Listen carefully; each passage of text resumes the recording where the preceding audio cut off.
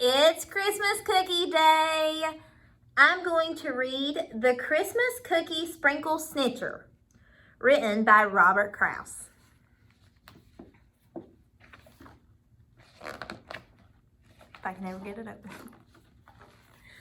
In a neat little village all covered with snow, sleep apple-cheeked children, their hearts all aglow, dreaming of morning when they will awake, hungry for cookies their mothers will bake.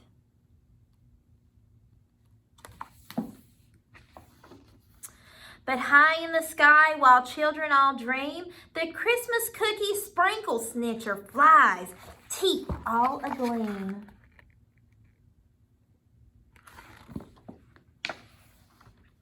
He lands with a bump, then quick as a wink, he's into the pantry, snitching a sprink. With a toss of his head and a lick of his chops, into his mouth, cookie sprinkles he pops. All the rest of the sprinkles he pours into his sack, then tosses his sprinkle sack onto his back. Each villager's house he de-sprinkles with glee. The more sprinkles I snitch, the more sprinkles for me. His sack is soon bulging with sprinkles galore, so his pockets he fills, then de-sprinkles the store. Snatching all the sprinkles. At midnight's last stroke, the village is bare. Not one unsnitched sprinkle is there anywhere. Happy at last that he snitched all the sprinks, the snitcher flies home to catch 40 winks. Let's go and sleep.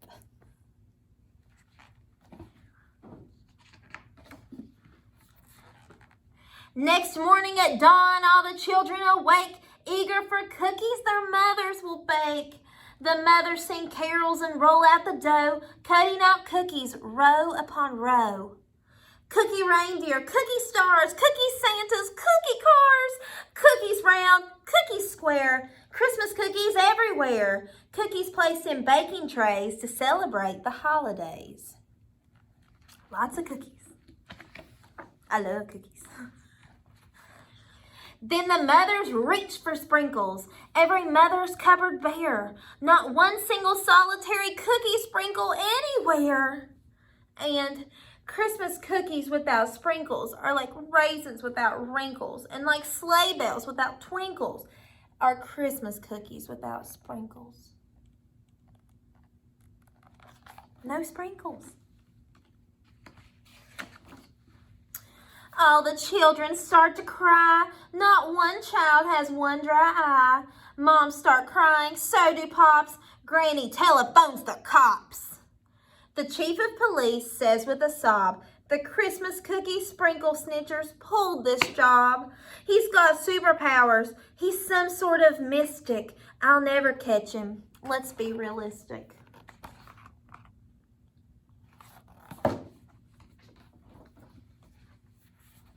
But a plucky kid named Little Nat knew in a flash that he had to act fast, or Christmas cookie baking time soon would be past.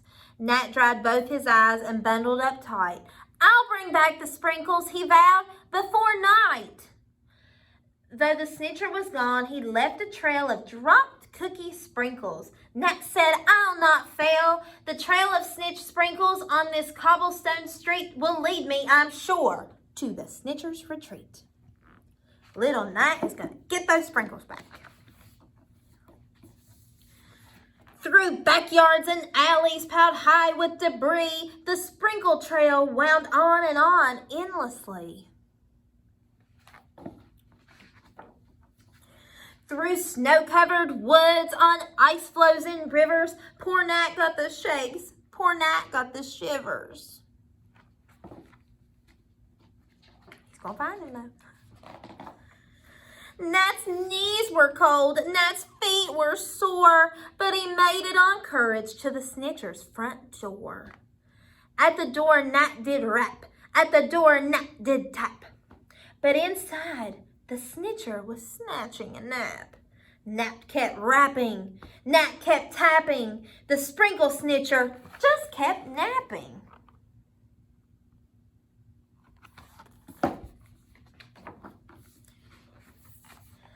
The snitcher at last awoke with a snore, leaped to his feet and flung open the door. Nat fell on his face. The snitcher said, "Pardon the looks of this place. I've been out snitching sprinkles. It's my Christmas fun, and that's why my house cleaning hasn't been done."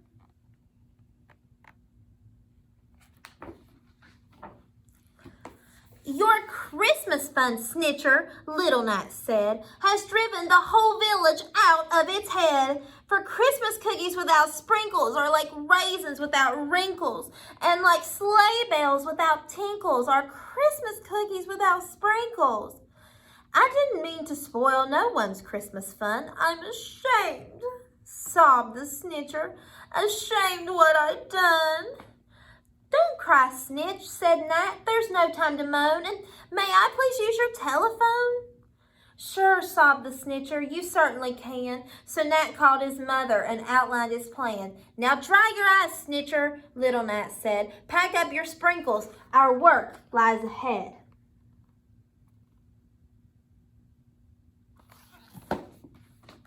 The snitcher feels bad. Out through the door and into the air, back to the village flew the curious pair. As they circled on high, Nat looked below and saw all the villagers' faces aglow.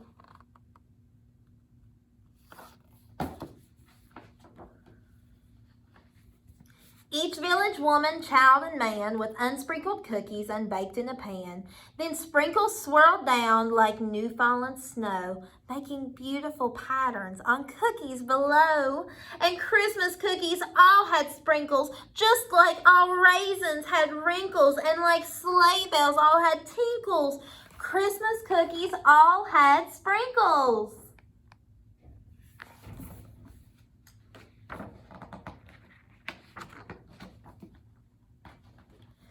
"You've taught me a lesson, Little Nat," said the snitcher. "Though I haven't a sprinkle, I've never been richer. I know now that Christmas is not being greedy. Christmas is spreading sprinks to the needy."